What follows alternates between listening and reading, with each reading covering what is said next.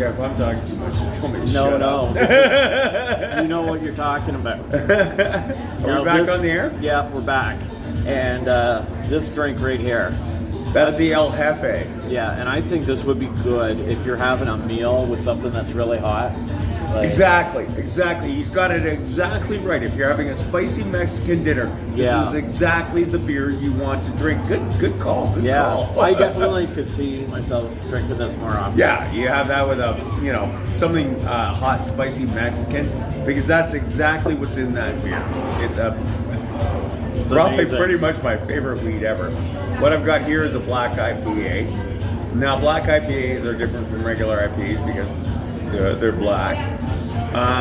So what you get is the same sort of coffee flavor from a porter, say, but mixed with the pine from an IPA. So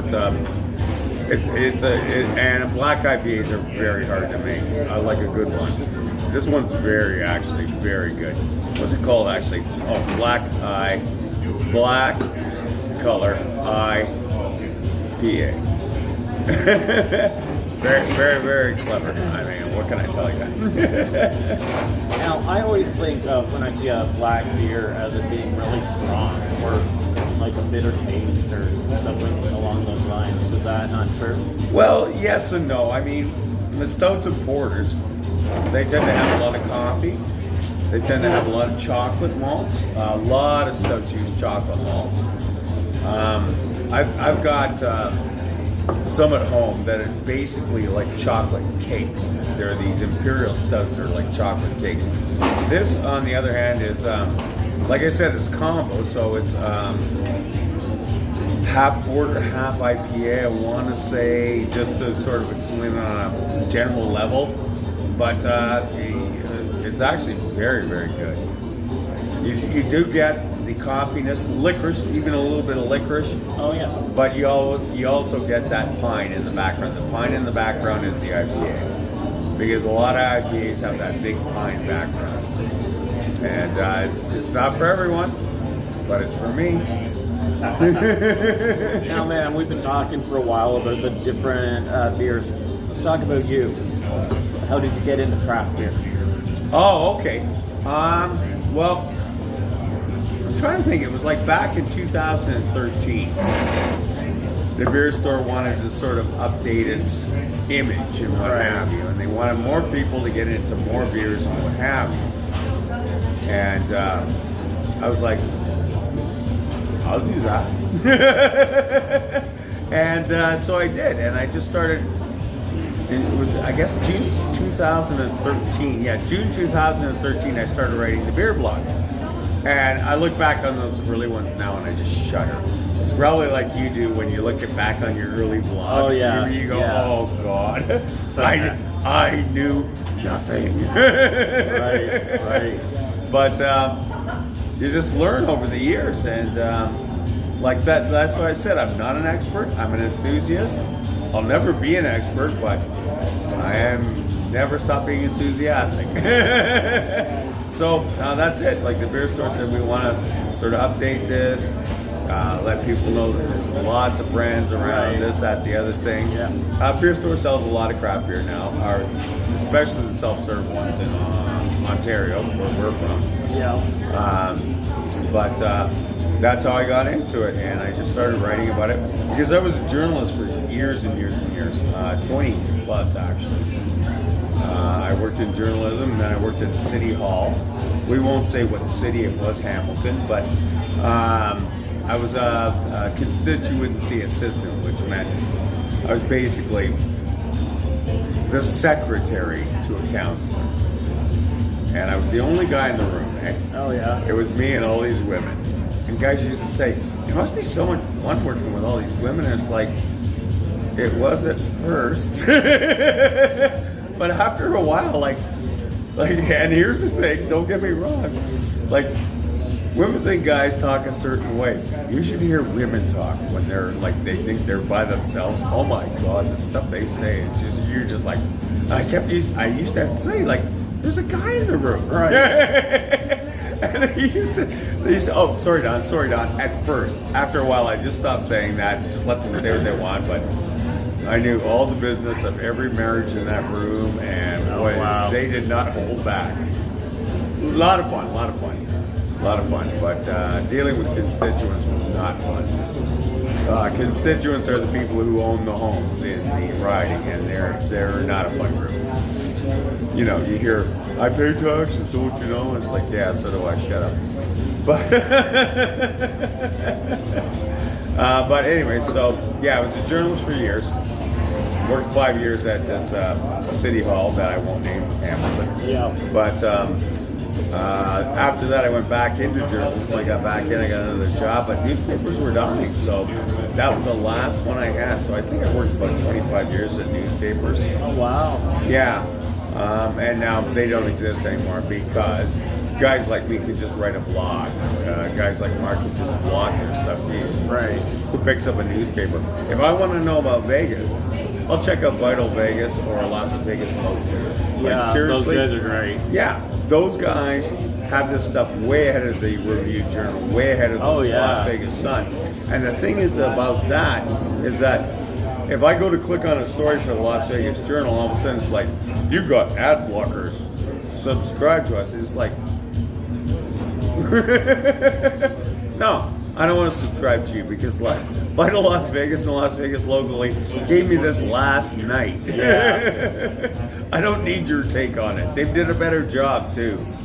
And here's the problem with that is that these guys, like the newspapers, watch them and they grab their stories and they write them. Yeah. And I don't know if it's the reporter not wanting to tell his editor, well, I found it on Twitter and followed it up, or if it's the editor saying we don't acknowledge anyone. It kind of bothers me a little, like for those guys. Yeah, for sure. Like, they do a lot of work. They do a lot of work. They do a hell of a job. Like both of them do a really, really good job. Vital Vegas and Scott Robin does a fantastic job. Like he's so good at it.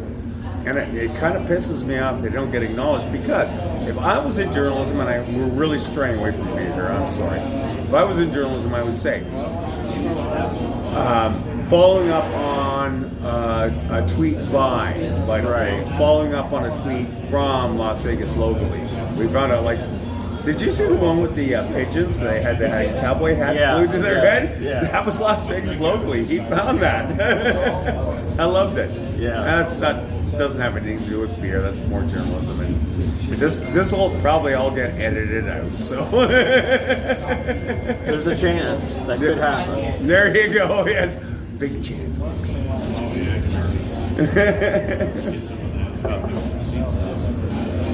But anyways, just to get back to that. If you love Las Vegas, follow Las Vegas Locally and follow Vital Vegas. Because, boy, and I mean, they get into stuff that you and I probably don't really care about. Yeah. Like the executives that are shifting. Oh, and things yeah, like yeah, that. yeah. What's that mean to guys like you and I? Nothing. Right. Not a whole lot, no. But, you know. There's plenty of good stuff, though, that they cover. So. Oh, tons and tons and tons. Tons and tons. One of my favorite things. Vital Vegas took a picture of the stadium for the Raiders. Oh, yeah. You know, we passed. I took a picture on the way in because it's a lot more. When I saw it in September, it was just a shell. Right. And then I came back in November and it was a little more. And then now I come by and it's looking like almost finished, but I know it's not.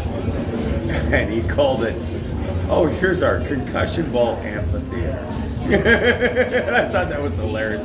If you watch football, you'll get that joke. This is all getting edited out.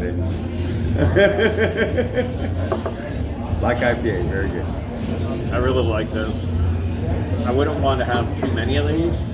But that you're exactly right. That's what you want with a Mexican meal. Yeah. Like, that's got so many spices in it. I love that beer. It would go good with some tacos or something spicy. Yeah.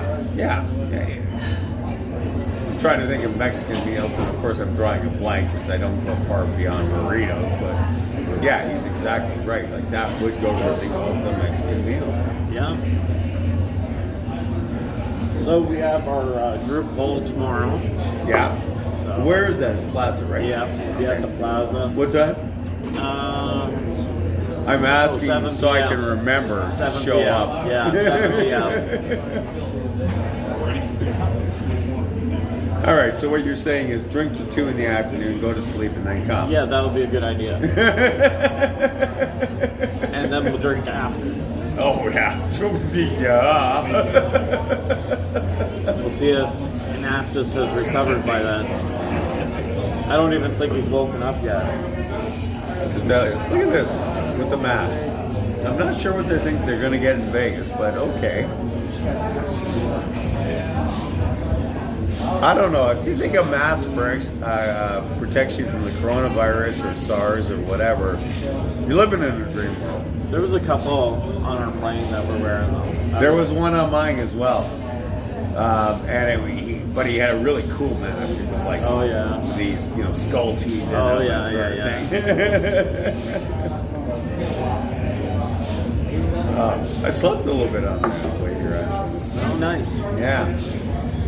Because I was up early. Like I was going really fast. I still get excited every time I'm going to go to Vegas. So. I told Mark this the last time when I booked the March trip, my next trip. I already booked this one. I already booked the May one. So I booked the March trip, and we were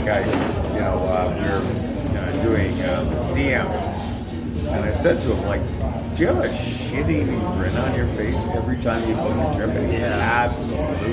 Yeah. I think it's almost as exciting when you're booking the trip Yes. when you go. Exactly. It's like I've said it. It's in stone. It's coming true. Like, yeah.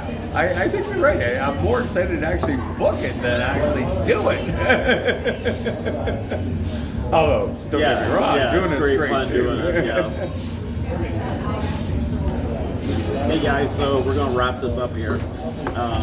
Don and I are gonna finish this off, and then I think we'll head over to Four Queens. Let's do it. Yeah. So I'm down. We'll see ya over at Four Queens.